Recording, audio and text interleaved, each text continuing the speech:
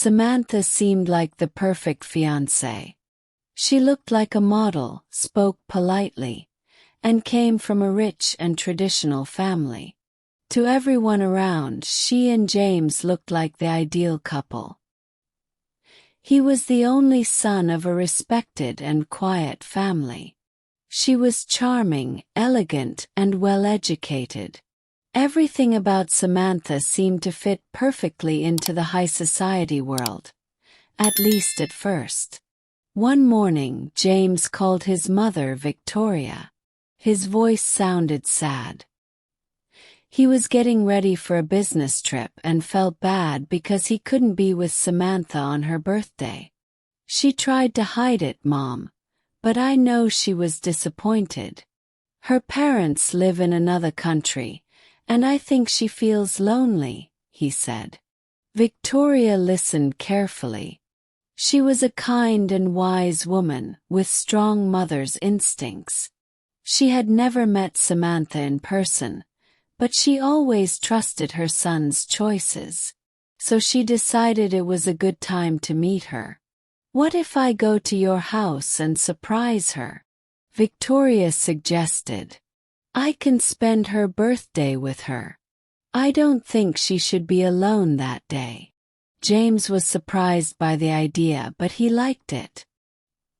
He knew his mother had a big heart, and he believed they would get along well. A few days later, Victoria arrived quietly at her son's mansion. She wore her usual clothes, simple and comfortable. She had on a light cotton dress, no makeup, no jewelry. Her gray hair was tied up in a loose bun. As soon as she walked in, the staff welcomed her with big smiles. They were all happy to see her. Everyone knew Victoria well and respected her for being generous and humble. Unlike many rich women, Victoria didn't like to show off. She enjoyed helping in the kitchen, working in the garden, and talking to the staff like friends. That morning, Samantha had gone out shopping. After a short rest, Victoria went to the kitchen, put on an apron, and started making some desserts like she always did when visiting. While she was organizing her things in the kitchen area, Victoria walked through the main hallway. That's when she heard a sharp voice coming from the living room. "Hey you!" Samantha called out, not even looking up from her phone. "Bring me some chamomile tea. And be quick. I have a headache." Victoria stopped. She turned gently and looked, for the first time, at the woman who was soon going to marry her son. Samantha was lying on the couch, surrounded by shopping bags and expensive perfume boxes. She noticed the woman she thought was a maid looking directly at her. So she sat up, looked at Victoria with disgust and said, "What are you staring at, old lady? Are you waiting for me to say, please?" "Not at all. I'll bring your tea," Victoria replied, with a soft smile on her face. She wasn't upset about being mistaken for a maid. That happened often when she dressed simply. What bothered her was the rude tone, the lack of kindness, and the way Samantha treated someone she believed was just a worker in the house. In the kitchen, while making the tea, Victoria quietly asked the staff a few questions. She wanted to know how Samantha had been treating everyone while staying alone in the mansion. There was silence. A few looked down. No one said a word, but their faces gave her the answer. Victoria understood right away. And right there, standing by the boiling kettle, she made a quiet decision. She would continue pretending to be just a maid for a few more days. She needed to see with her own eyes who this woman truly was, the one her son wanted to marry. In the next few days, Victoria kept looking like a regular housemaid. She moved around the house quietly but paid close attention to every little thing. every word, every look, every action from Samantha. And what she saw only made her more worried. Samantha, who always acted sweet and polite around James, showed a different side when he wasn't there. She treated the workers coldly, gave short and harsh orders, pointed out small mistakes like they were big problems, and often reminded everyone how superior she was. "This tablecloth is crooked. How do you expect me to live in a place where even a cloth can't be set straight?" she said loudly one morning, sitting down for breakfast. The housekeeper, clearly embarrassed, tried to fix it quietly. Samantha just rolled her eyes. Victoria watched everything but didn't say a word. She was just observing, collecting signs. And the more she saw, the more she worried about James. One rainy afternoon, Samantha got a video call from James. In just a few seconds, her attitude completely changed. She smiled sweetly and spoke in a soft, loving voice. "I miss you, my love. The house is calm. The staff is great. Everything is perfect. Don't worry about a thing." Victoria watched the scene from a distance. When the call ended, she saw Samantha drop the phone with an annoyed face and say, "So boring. If he were here, at least this house would have some life." Every day, Victoria found more proof that Samantha's perfect image was just a mask. She spoke quietly with the older staff members, and they confirmed what she already guessed. Samantha was often rude, bossy, and disrespectful. "She only changes when she knows Mr. James is going to call," said one of the cooks in a low voice. "Then she's all smiles. But other times, it's hard." Victoria listened patiently and didn't tell anyone who she really was. It hurt her. She thought about how much her son trusted this woman, how his eyes sparkled when he talked about her. But she also knew that, as a mother, she had to protect him, even if it meant breaking his heart. Then an idea came to her.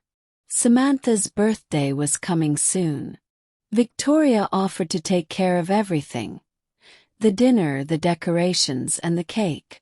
"We can make something beautiful, even with simple things," she told the staff. "Are you sure you want to do this, ma'am?" asked the butler, surprised. Victoria nodded with a small smile. "Sometimes, it's in the way someone reacts to simple things that we see who they really are."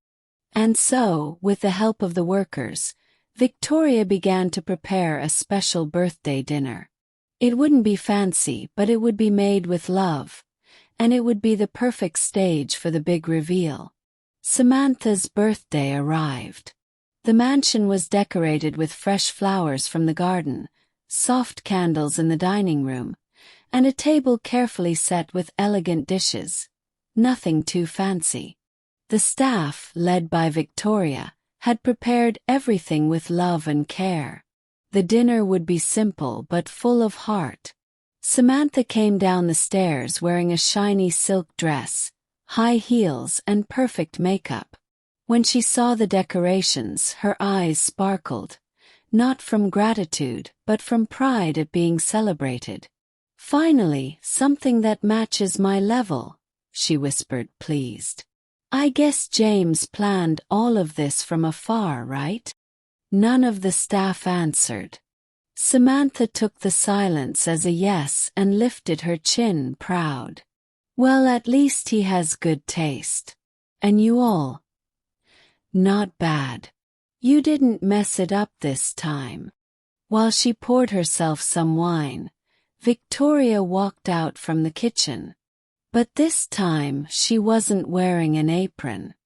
She had changed into a beautiful, well-cut dress. Her silver hair was down with a soft shine, and a simple necklace was around her neck. Her face, however, remained calm and peaceful. In her hands she carried the birthday cake, decorated with care. It said in icing, "Happy birthday, Samantha." When Samantha saw her, she frowned. "Who are you?" she asked, confused. "I haven't seen you before. Are you new on the staff?" Victoria walked calmly to the table, placed the cake down and smiled. "Good evening, Samantha. I'm Victoria, James's mother." The room went completely silent. The staff stopped moving. Samantha turned pale. "His mother," she stuttered, taking a step back. "But you were the woman who brought you tea. The one you ignored in the hallway. The same one you called useless yesterday when I accidentally broke the vase in the living room," Victoria finished, her voice calm but steady. "And by choice, I'm also the woman who dressed like a maid to find out who you really are." Samantha tried to stay calm. "Look, I thought. Sorry. I didn't know." Victoria gently interrupted her.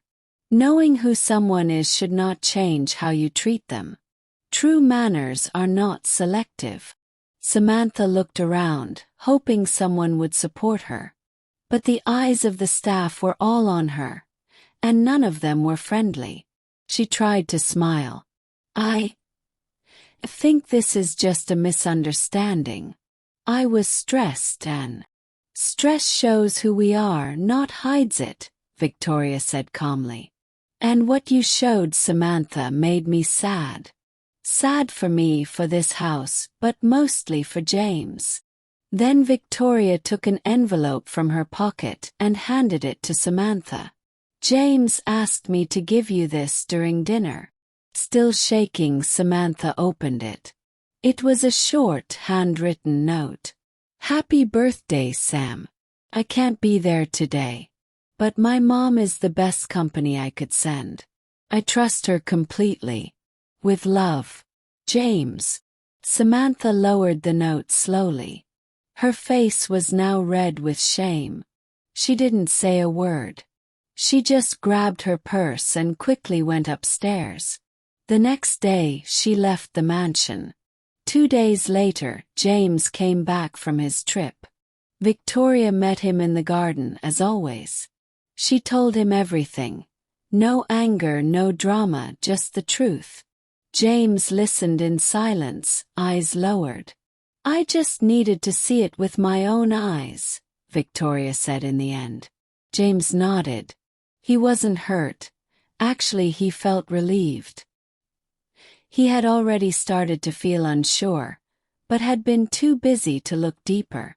"I don't want a perfect woman, Mom. I'm not perfect either. But the woman I marry must have the same values you taught me." They hugged. And the mansion, once full of fake smiles and appearances, became peaceful and honest again. A place where respect, kindness, and humility were still the true foundations of the family.